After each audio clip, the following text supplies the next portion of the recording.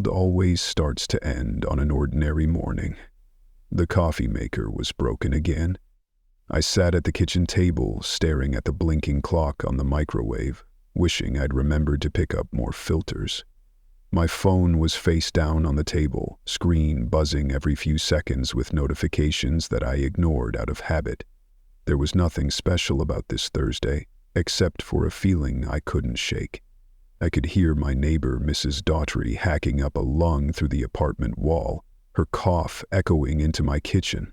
Normally, I'd offer her a cup of tea or check if she needed anything from the store, but today, I just sat, listening, feeling my chest tighten with every rattling gasp she let out. Downstairs, something slammed against the dumpster in the alley.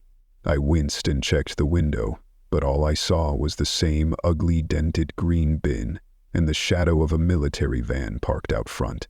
It had been there since last night. Not a police cruiser, not a mail truck. Military. No one around here knew why it showed up, but no one wanted to ask either. In this part of the city, you mind your business. You survive, that's the deal. So, I sat at my table, eating cold cereal straight from the box, the taste flat and dry, trying not to think about the van. Everywhere I looked, the world was glitching. The corner store was out of Advil, rice, and bleach. My group chat kept pinging with random memes, then suddenly went dead. I got texts from my friend Ben. Short ones. "You up? Dude, check the news." I didn't. I didn't want to start the day with another doom scroll spiral. Ben and I usually joked about end-of-the-world stuff, but lately the jokes had gotten less funny. On the walk to work, I saw more people than usual coughing, some wearing old medical masks, others just dragging themselves down the sidewalk. The air felt heavy, almost greasy. I passed a woman crying into her phone outside the laundromat. Her voice cracked, repeating, "He's not answering. He's not answering." I tried not to look, but I felt her fear like it was mine. There was blood on the curb outside the bodega, a single fresh streak, like someone had tried to wipe it away and just smeared it further. The shop owner, Mr. Patel, was standing in the doorway, arms crossed, face pale. When I nodded, he looked straight through me, not a word, not even a half smile. I just kept moving. I felt like if I stood still too long, something invisible would reach out and pull me off the street. By the time I got to my building, my phone was dead. Just blank. Won't turn on, not even the Apple logo. That never happened before. Upstairs, my boss had sent an email. "Network issues, work from home if possible, stay safe." Nobody was in the office but me and the cleaning lady, who was crying quietly as she swept the same patch of floor over and over. I called Ben. No answer. I called my mom. Voicemail. I called my ex, Jamie, just to hear another human voice, but even that was just 3 rings and a cold click. I sat at my desk, hands shaking, listening to the air vents rattle. By lunchtime, the news sites had crashed or started repeating the same message. "Please remain calm, there is no cause for alarm." The city's emergency alert tone blared, but my TV just flickered and went dark. Outside, the street was nearly empty. The military van hadn't moved. No sirens, no music from the cars. Just the wind and the far-off sound of something breaking, metal on concrete. I saw my neighbor across the hall, Mr. Gillespie, struggling with his key. He dropped his groceries and just stared at the floor, sweat running down his face. I asked if he was okay, but he looked right through me, eyes glassy, lips moving but no sound coming out. I didn't push. I just locked my door. That's when the power went out. My apartment was all shadows, filled with the little sounds of the building creaking, neighbors muttering in the hallway, and my own heartbeat roaring in my ears. I stood by the door, holding the bat I keep for home security, watching the peephole. I thought about Ben, my mom, Jamie, and wondered if they were doing the same, just sitting, waiting for something to make sense. After an hour, the coughing started up again, louder this time. and then a scream cut through the walls, sharp and wet. My heart dropped. I didn't want to look, but my feet moved anyway. I opened the door a crack and saw Mr. Gillespie banging his head against his door, blood running down his face, hands shaking. I called his name, but he just kept going, hitting harder and harder until he slid to the floor, twitching, silent. Nobody else came out. Nobody called for help. I closed my door and pushed a chair up under the handle, breathing so loud I was sure someone would hear it and come looking. It was too late to pretend it was a normal day. Something was happening, and I didn't have the words for it yet. My phone, dead. My friends, silent. The city outside was shrinking, every window a possible threat. I went from window to window, locking each one, shoving what I could in front of the glass. I texted Ben one last time, but the message never sent. I took stock of what I had: 3 cans of soup, half a loaf of bread, a bottle of whiskey, 2 baseball bats, and it wasn't much, but it was something. As the sun started to set, the building grew quiet. Too quiet. Even the coughing stopped. I sat on the floor, back against the wall, listening to every creak, every footstep, every whisper of the wind outside. I was alone, and I knew it. But for the first time, I wasn't afraid of being alone. I was afraid of what was out there, moving just beyond the walls, waiting for night. I didn't sleep, not even for a second.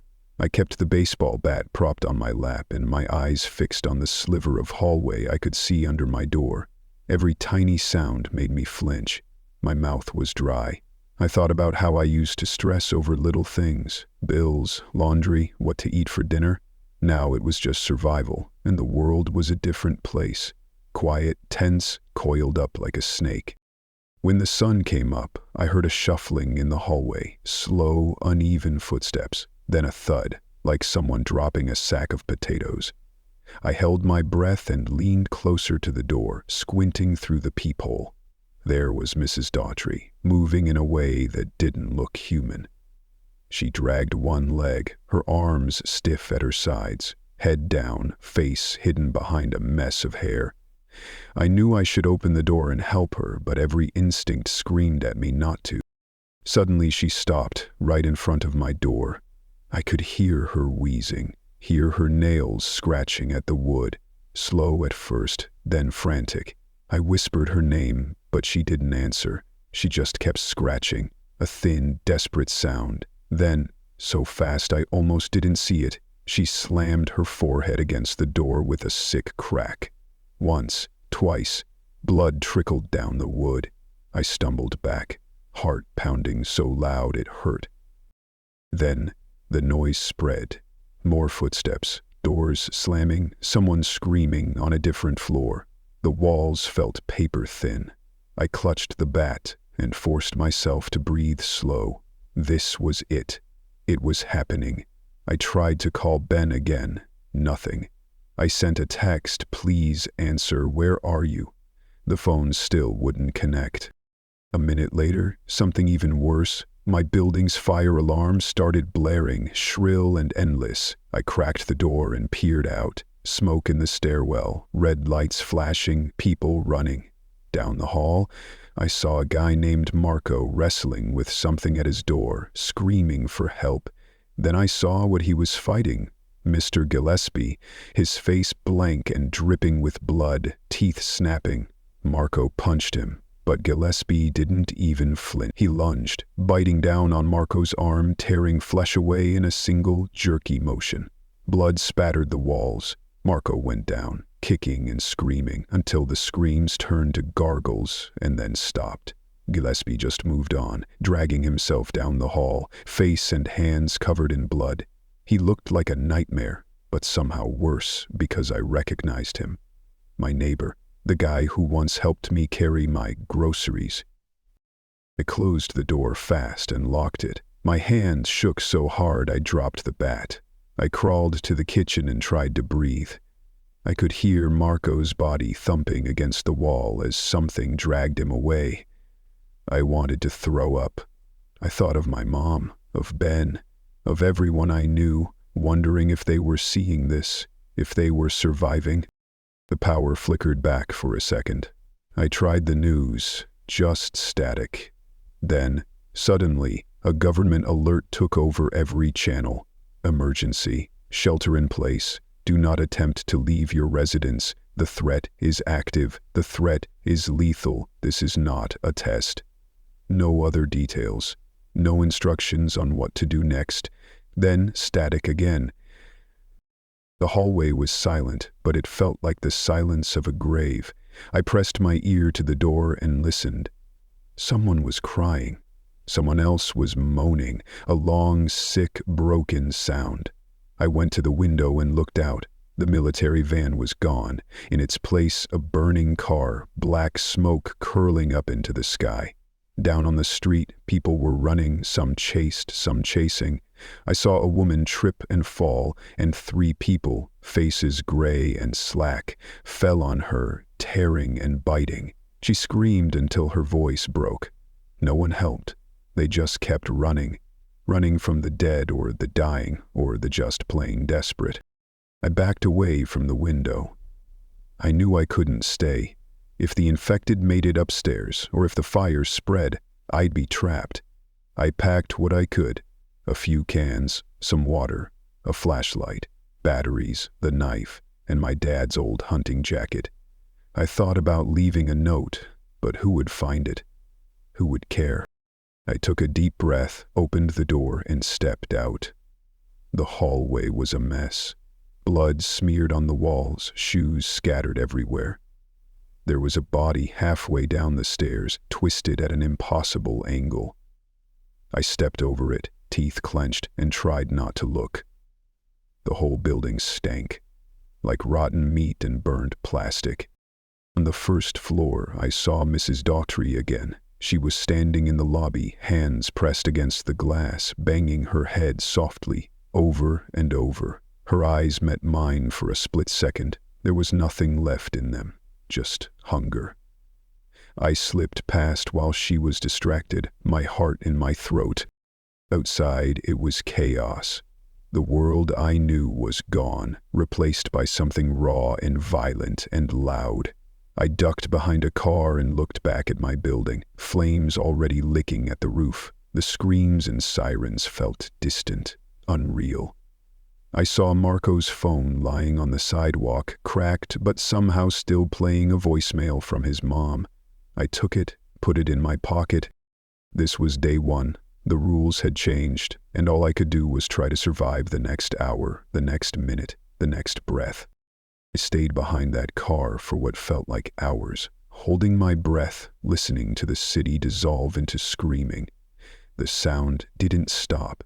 It never dipped. Sirens, gunshots, the crackle of fire. Somewhere far off, the drone of helicopters, but they never came close. I texted Ben again. No answer. I called my mom and let the phone ring until my hands started to shake. Nothing. I wasn't even sure if the lines worked anymore or if I was talking to a dead network, a dead world. I remembered how I used to wish for a day off work, a break from everything. Now I would have done anything to have my old routine back. I moved when the street was clear, cutting down alleys and keeping low. My only goal was to find a place that looked less on fire than my apartment. I heard yelling inside a church and almost ran in. Then I saw the splatters on the stained glass, a trail of blood leading out. I kept going. In the distance, I saw a group dragging something into a pharmacy, barricading the doors behind them. I considered begging them to let me in, but kept moving. I didn't want to die in a place that smelled like rubbing alcohol and sadness.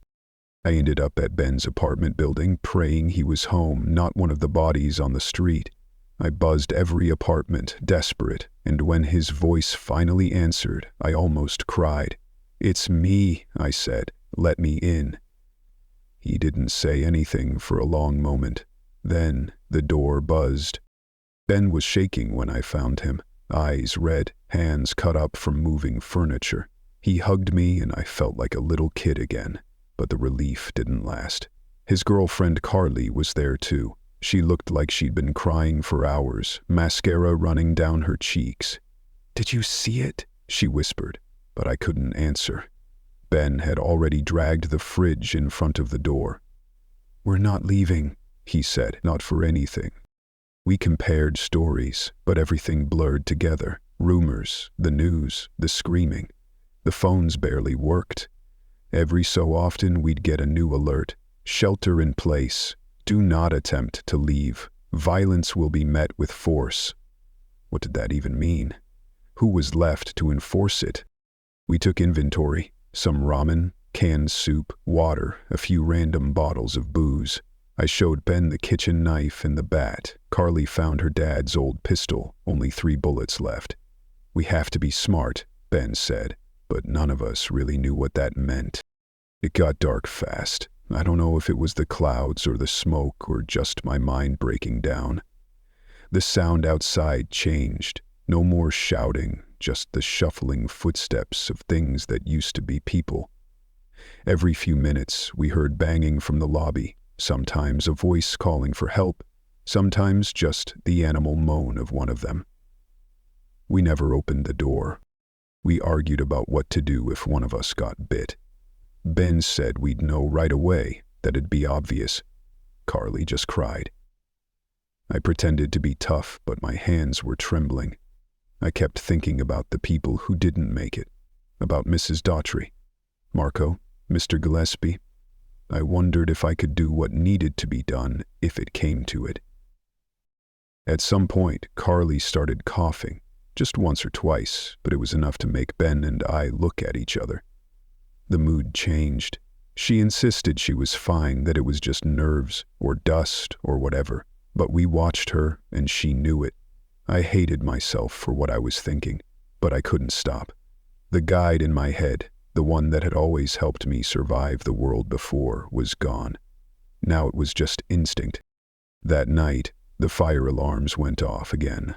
Not in the building, but out in the city. Through the window we saw the glow, watched as another block went up in flames. Carly started sobbing. Ben snapped. "If she turns," he whispered, "we can't wait. We can't risk it." I should have comforted him. I should have been a better friend. Instead, I just stared at my bat and the kitchen knife, heart thudding like it wanted to break out of my chest. The rules were gone.